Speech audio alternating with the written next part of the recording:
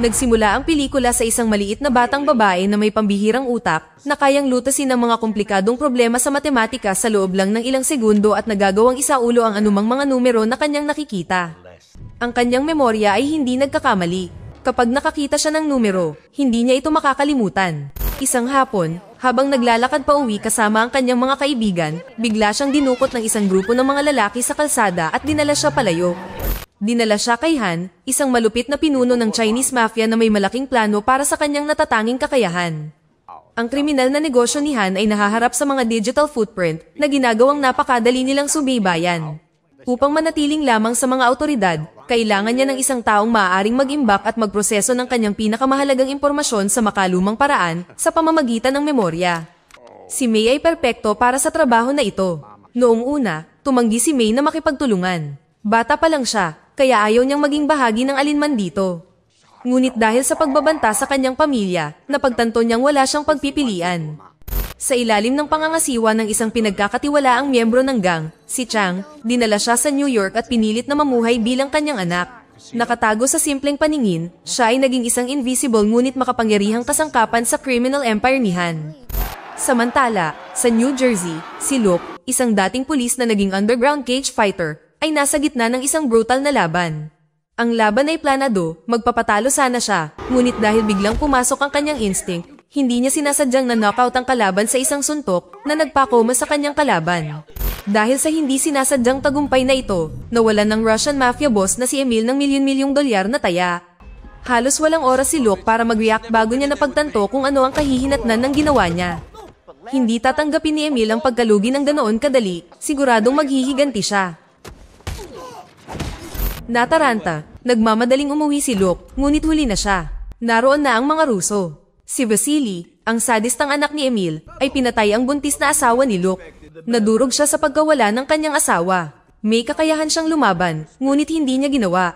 Siguro ito ay dahil sa pagkabigla, o marahil dahil alam niyang hindi na maibabalik ang lahat. Hindi siya pinatay ng mga gangster, ngunit mas masahol pa ang ginawa nila. Nangako sila na ang sino mang makakausap niya o makakasalamuhan niya ay sasapitin ng parehong kapalaran. Nang walang pamilya, walang tahanan, at walang dahilan para makipaglaban, naglaho si Luke sa mga lansangan ng New York. Pagkalipas ng isang taon, naging isa na lang siyang palaboy na gumagala sa Manhattan, isang anino kung sino siya dati. Habang gumuho ang mundo ni Luke, nagpatuloy naman ang buhay ni May sa ilalim ng pagbabantay ng gang. Linggo-linggo, dinadala siya ni Chang sa paglilibot sa Chinatown, kung saan isinasaulo niya ang mga financial figure ng bawat negosyong nasa ilalim ng kanilang kontrol. Ang gang ay humihingi ng mga bayad mula sa mga may-ari ng tindahan batay sa kanilang mga kita, at dahil sa hindi nagkakamali na kalkulasyon ni May, natitiyak nila na walang nakakapanloko sa kanila. Sa paglipas ng panahon, nagsimula niyang maunawaan kung paano gumagalaw ang kapangyarihan at pera sa mundo ng underground. Maaaring siya ay isang bata lamang, ngunit sa imperyo ni Han, isa siya sa pinakamahalagang kayamanan na pag-aari niya. Ginugugol ni Luke ang kanyang mga gabi sa isang magulong shelter ng mga walang tirahan, kung saan ang kaligtasan ay higit pa sa swerte o ano paman. Isang gabi, nakilala niya ang isang lalaking walang sapatos at malubhang na infeksyon ang kanyang paa. Dahil naaawa sa kanya, ibinigay sa kanya ni Luke ang sarili niyang pares ng bagong sapatos. Ngunit kinaumagahan, nagising siya na nakita niyang patay na ang lalaki, nilaslas ang kanyang lalamunan sa gabi, at ninakaw ang sapatos. Ito ay isa pang paalala kung gaano naging brutal at hindi mapagpatawad ang kanyang buhay. Samantala, sa lungsod, nakatanggap si May ng mapangwasak na balita. Isang babaeng nagtatrabaho kay Chang ang gumising sa kanya sa kalagitnaan ng gabi para sabihin sa kanya na namatay na ang kanyang ina sa China. Siya ay nagkaroon ng malubhang karamdaman sa ospital at ngayon ay siguradong nag-iisa na si May. Kinaumagahan, dumating si Han sa New York sa unang pagkakataon mula noong ipinadala doon si May. Dala niya ang isang piraso ng papel na may pagkakasunod-sunod na mga numero na iniutos niya kay May na isaulo. Ginawa niya ito sa loob ng wala pang 10 segundo, walang kahirap-hirap na itinanim ito sa kanyang perpektong memorya. Ano man ang ibig sabihin ng mga numerong ito, mahalaga ang mga ito. Sinunog ni Han ang papel na naging abo sa harap niya. Ngayon, si May lang ang nakakaalam ng code. Agad na naghanda si Chang na dalhin siya sa ibang lokasyon kung saan bibigyan siya ng pangalawang hanay ng mga numero na tatandaan. Ngunit bago nila makumpleto ang misyon, sinalakay sila ng Russian Mafia. Si Emil, ang parehong gangster na responsable sa pagpatay sa asawa ni Luke, ang namumuna sa pananambang. Isang marahas na shootout ang sumiklab at ang Chinese Mafia ay mabilis na nahigitan.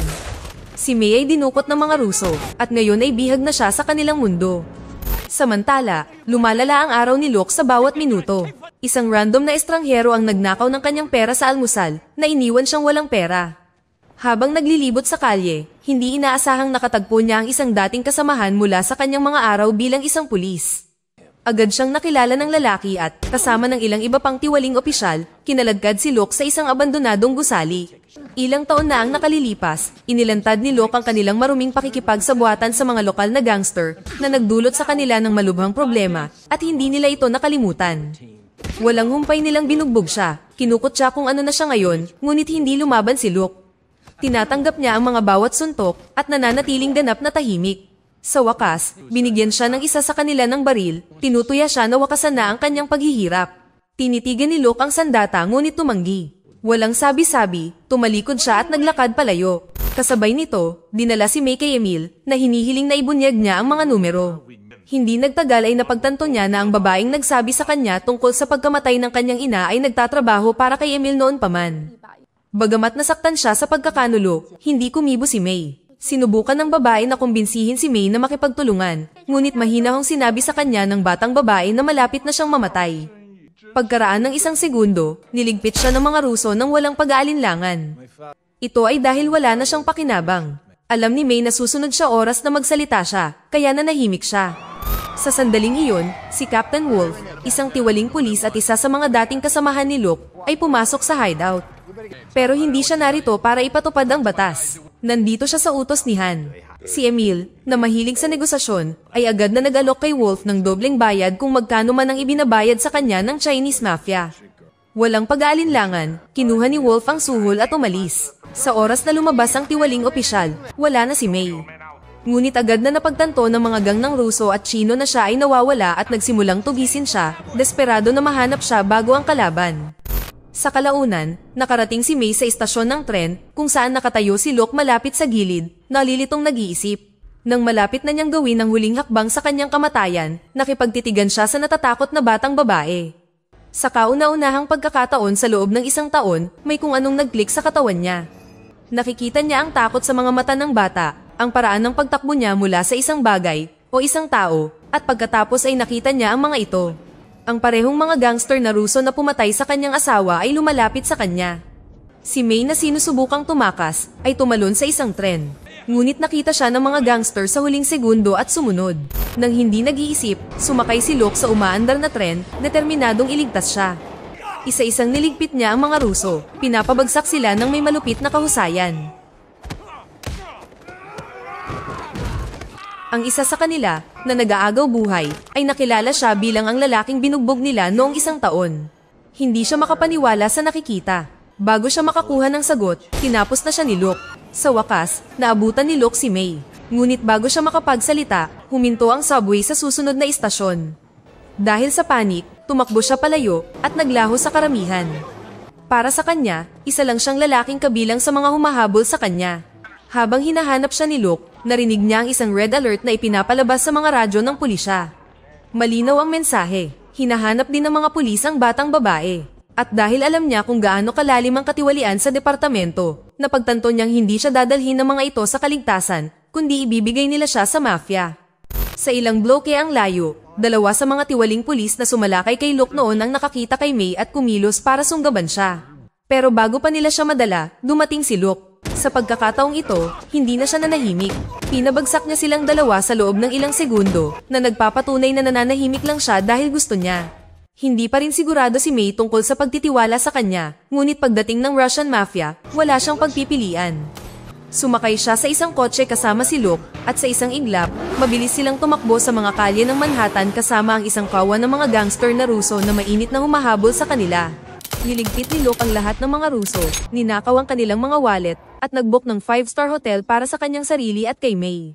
Sa ibang lugar, nakuha ni Captain Wolf ang balita sa pagdukot kay May, ngunit natigilan siya nang malaman na hindi ang mafia ang kumuha sa kanya, kundi si Luke.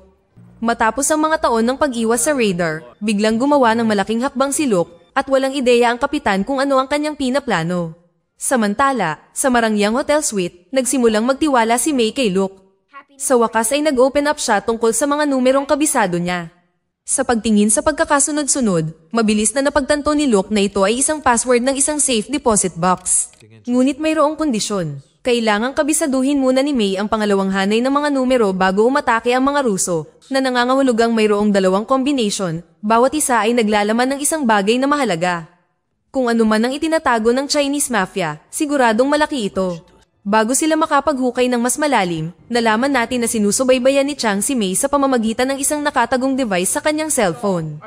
Siya at ang kanyang mga tauhan ay sumugod sa hotel, sumiklab ang putukan. Ang kaguluhan ay nagsimula habang ang mga bisita ay nagsisigawan at naguunahang magtago. Lumaban si Luke, ngunit sa kaguluhan, nahiwalay siya kay May. Dinukot siya ni Chang habang si Luke ay muntik nang hindi makatakas ng buhay. Alam niyang hindi niya kayang iwanan ng babae, gumawa si Luke ng plano. Gamit ang isang ninakaw na cellphone, tinawagan niya si Vasily, ang parehong lalaki na pumatay sa kanyang asawa. Sa pagpapanggap bilang isang gangster na Ruso, sinabi ni Luke na nasa kanya ang hinahangad nilang safe combination. Si Vasily, nagutom sa pera, ay tinanggap ang pain at ipinatawag si Luke sa isang kasino. Sa ibang lugar, tinawag ng alkalde ng lungsod si Captain Wolf sa kanyang opisina. Lumalabas na ang alkalde at ang kanyang nobyo na si Alex ay kasing dumi ng iba sa mundo ng korupsyon na ito. Habang tinatalakay nila ang mga kamakailang pamamaril, isang nakagigimbal na katotohanan ang bumungad. Si Luke ay hindi isang pulis lamang. Siya ay isang operatiba ng CIA na naka-embed sa NYPD pagkatapos ng 9/11 na inatasang tapusin ang mataas na antas ng mga krimen upang magpataw ng kaayusan. Kasama rin sa operasyon ng dati niyang partner na si Alex pero ibang landas ang pinili. Habang lumalayo si Luke matapos ilantad ang maruming pakikitungo ng kapitan, nanatili si Alex, umakyat sa hagdan ng politika sa pamamagitan ng pang-aakit sa alkalde. Ngayon, sa muling pagkilos ni Luke, napagtanto ng kapitan na labis niyang minamaliit siya. Ang tinaguriang washed-up loser na binugbog niya at ng kanyang mga tauhan ay, sa katunayan, ang pinakadelikadong banta na kanilang kakaharapin. Nang malaman ng alkalde na magkasama sina Luke at May, halatang natarante siya. Makikita sa kanyang reaksyon na may alam siya tungkol sa mga safe at kung ano ang nasa loob nito. Samantala, ibinalik si May kay Han, na humihiling na malaman kung ibinahagi niya ang combination sa sinuman. Nagsinungaling siya, sinasabing nagkunwari siyang hindi nakakaintindi ng Ingles. Kasabay nito, tinawagan ni Chang si Alex, na kinukumpirma na hawak na nila ang batang babae, at maaaring magpatuloy ang deal. Lumalabas na ang trade partner ng Chinese Mafia ay hindi lang kung sino. Ito ay ang mayor at ang kanyang corrupt na boyfriend na si Alex. Talagang nagsusugal sila tungkol sa nilalaman ng mga safe, tinatrato ang mga ito na parang mga kahon ng misteryo na may mataas na premyo. Samantala, dumating si Luke sa kasino, dumiretso sa teritoryo ng kaaway. Pero hindi siya narito para makipag-deal. Tinambangan niya ang mga tauhan ni Vasily at kinuha sila bilang hostage. Habang nakatutok ang baril sa ulo, naghanda siyang gamitin ang mga ito bilang leverage laban sa kanilang amo na si Emil. Ang sitwasyon ay bumaliktad at malapit nang makontrol ni Luke ang buong laro. Tinawagan ni Luke si Emil at inilagay siya sa isang mahirap na sitwasyon, ang buhay ng kanyang anak kapalit ng katotohanan. Si Emil, na ayaw ipagsapalaran ng kapalaran ni Vasily, ay ibinunyag ang lahat. Ang safe na hawak ng Chinese gang ay naglalaman ng 30 milyong dolyar na pera, habang ang isa sa pag-aari ng alkalde ay mayroong isang bagay na kasing halaga nito. Ang palitan ay napakasimple, pera kapalit ng anumang bagay na nasa loob ng pangalawang safe. Ngunit nang pumasok ang mga Ruso at kinuha si May, nasira ang deal. Ngayong nabawi na siya ng mga inchik, bumalik na sa tamang landas ang kalakalan. Naghanda si Chang na makipagkita kay Alex at tapusin ang palitan, na nangangahulugang may isang pagkakataon lamang si Luke para pigilan sila. Kailangan niyang makuha ang 30 milyon bago matapos ang deal. Ang problema ay ang safe ay nakatago sa loob ng Chinatown, na binabantayan ng mga pinakadelikadong Chinese gangster sa lungsod. Alam ni Luke na hindi niya ito magagawa ng mag-isa, kaya nakipagtulungan siya sa isang hindi malamang grupo, ang kanyang mga dating corrupt na kasamahan sa pulisya. Pumayag silang tumulong, ngunit dahil lamang sa pera. Ang kasakiman ay isang makapangyarihang motivator. Magkasama silang lumusob sa hideout at nagpasimula ng totoong digmaan. Isa-isang bumagsak ang mga gangster at pulis, ngunit patuloy na sumusulong si Luke na lumulusot sa kaguluhan. Sa oras na makarating sila sa safe, karamihan sa mga tripulante ay patay na. Ngunit hindi kabilang si Luke dahil mayroon pa siyang hindi natatapos na gawain. Nang sa wakas ay nabuksan niya ang locker, pinatay niya ang mga pulis, pinatay sila bago nila siya ipagkanulo. Ang tanging nakaligtas ay sina Vasily at Captain Wolf na kanyang kinuhang hostage. Nang makuha ang pera, dumiretso si Luke sa opisina ng alkalde. Sa daan, tinawagan niya si Alex dahil ngayon ay ganap na kontrolado niya ang sitwasyon. Hiniling niyang malaman kung ano ang nasa loob ng pangalawang safe at walang pagpipilian si Alex kundi sumunod. Ang katotohanan ay mas masahol kaysa sa inaasahan. Ang safe ay naglalaman ng hard drive na naglalaman ng impormasyon ng bawat pamunahing sindikato sa New York. Balak ng alkalde na ibenta ito sa mga inchik, kolektahin ng 30 milyon at hayaan ang mga gang na magpatayan. Tatapusin na sana ni Alex ang deal kay Chang, ngunit dahil ang pera ay nasa kamay na ni Luke, ang lahat ay bumagsak. Napagtanto na wala siyang ibang pagpipilian, binaliktad ni Alex ang script. Sa halip na pumunta sa inchik, pinatay niya si Chang at ang kanyang mga alapores, pagkatapos ay isinama niya si May upang makipagkita kay Luke. Samantala, pumasok si Luke sa opisina ng alkalde. Sinisikap ng tiwaling politiko na manindigan, ngunit dahil ang lahat ng nasa paligid niya ay nabigo, wala na siyang lakas na natitira. Naiwan na walang pagpipilian, iniabot niya kay Luke ang hard drive. Pinatay siya ni Luke ng walang awa at nagtungo sa huling lugar ng pagpupulong. Hawak na ngayon ang pera at ang hard drive, si Luke ang may kumpletong kontrol. Pero may alas pa rin si Alex, si May. Nang sa wakas ay magkaharap na sila, iminungkahi ni Alex ang isang simpleng palitan. Si May para sa pera, pero may ibang plano si Luke. Iminungkahi niya na ayusin nila ito sa makalumang paraan gamit ang mga kamao. Naghanda si Alex para sa isang laban, ngunit bago pa man siya makapag-indayog, bumunot ng baril si May at pinaputokan siya sa binti. Hindi sinayang ni Luke ang pagkakataon. Tinapos niya si Alex nang walang pag-aalinlangan. Sa wakas, malaya na sina Luke at May, ngunit alam ni Luke na hindi mawawala sa magdamag ang kanilang mga problema. Para sa kaligtasan ni May, pinakawalan niya si Captain Wolf at nagbigay sa kanya ng $50,000 bilang suhol para manatiling tahimik.